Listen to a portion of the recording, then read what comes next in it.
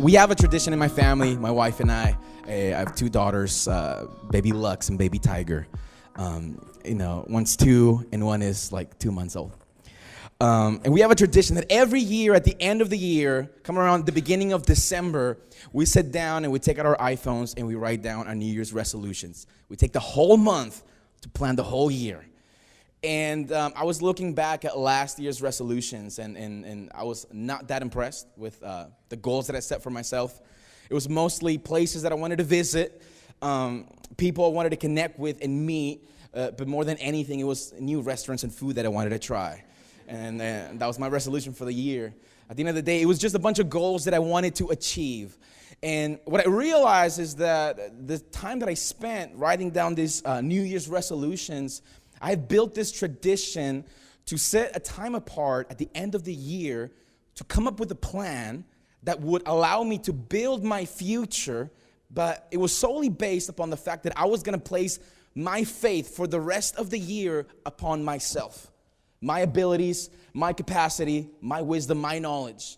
And, now looking back a year ago, I look at myself in the mirror and ask myself this question, and how's that philosophy working out for you? Putting all this trust and faith solely upon yourselves instead of relying in a community. You see, the truth about us is that sometimes we ask ourselves the question, how did I get here? How did my life end up what it is today? And I ask myself the question, who do I blame for my reality? Like, who do I blame for looking like this? Knowing that there's a free gym in my building. That place is haunted. There's voices, come use me, The truth is that I'm responsible. And we ask ourselves this question, who is responsible for my reality? As if our reality today was this illusion or elusive reality, that this was this mystical force, that our reality was simply built because of fate, when in reality we have more power over our reality today than we think, because your reality today is simply a result of the decisions you made yesterday. And I can't speak about the future. I don't know what the future holds, but this is what I know. That the future, and your future, is impacted the most by these two things. One is the decisions that you make, and two is the people that you choose.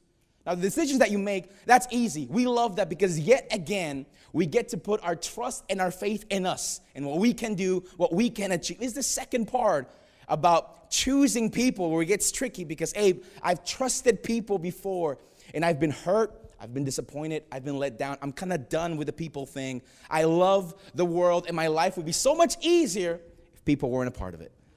I love community. I just hate the people. It is what it is. Why? Because relationships are messy. But here's the truth.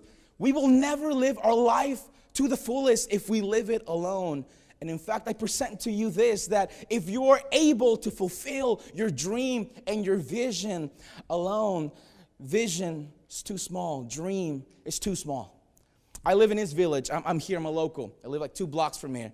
And what that means for me is that every 2 months, there's a new restaurant, there's a new bar, there's a new coffee shop, there's a new retail store. You guys know what I'm talking about? There's always this revolving door going around. And I'm excited for the new. I love the new. But for me, this means something. That there's an old restaurant, an old bar, an old coffee shop, an old retail shop that just shut down.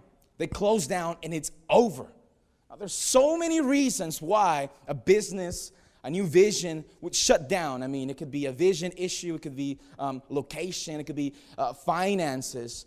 The truth is that fundamentally, the reason why these places were not able to thrive is because someone had faith enough to believe in our community and come and plant themselves here, and they were not reciprocated with the same faith from us. Because we're so used to seeing these revolving doors of new. It's a new coffee shop, it's a new spot. I don't even want to try it because I love safe. I love what I know. I love going to the same place. I'm going to the same spot. And we are so used to people coming in, setting up shop, new thing, old thing, new thing, old thing, that we have developed an over familiarity with passion, We see people coming in that are passionate and they believe in what they're building, and yet we are so overfamiliar. And overfamiliarity has this weird power of turning beautiful things invisible. But you see, oftentimes people tell me, well, Abe, that's just how it is. That's just how it is here downtown in San Diego. There's going to be new things happening all the time. That's just how it is. But what if we involve faith into the equation? What if we just put a chance and took a chance on the new guy, on the underdog, and had faith in what they were building? See, faith would hijack our reality. It would take us from a reality in a world of what is to the realm of what if. What if we took a chance on the underdog? What if every time someone had the courage to start a brand new marketing and design and content creation Instagram account, we actually follow them back and we engage with their content and listen to the heartbeat of their creation that they probably spend so much time not just creating, but building up the courage to put themselves out there? What if we fuel their passion and their dreams with support and faith from this community?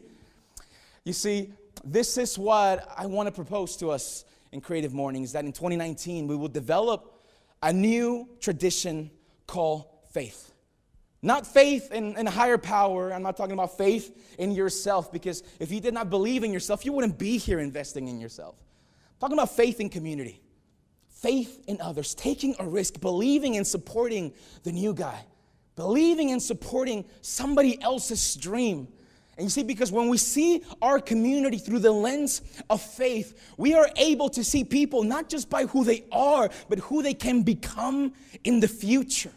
And when we see people through the lens of faith, we are able to look at a new creative and a new account and a new entrepreneur and a new business through the eyes of faith, which allows us to see not by who they are now and the way it looks, but we are able to see people and ideas and vision with our eyes closed, because the truth is that what we see when our eyes are closed is far more important than what we see when our eyes are open.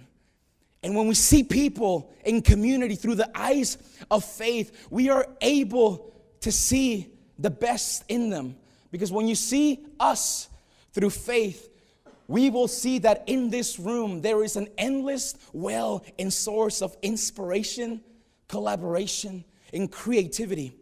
But also when you take a chance and faith in people, all the other things that come when you enter the human element into anything come about, right?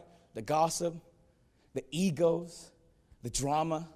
The worst things in us come up when we come close and we cross the barrier of intimacy and we take a faith chance on people. But let me inspire you in this, that the worst in people can only be changed by the best in people. That we are to cross that line of no return and take a faith chance on others and to have faith in them. And when we see through the eyes of faith, we get to do what only we can do.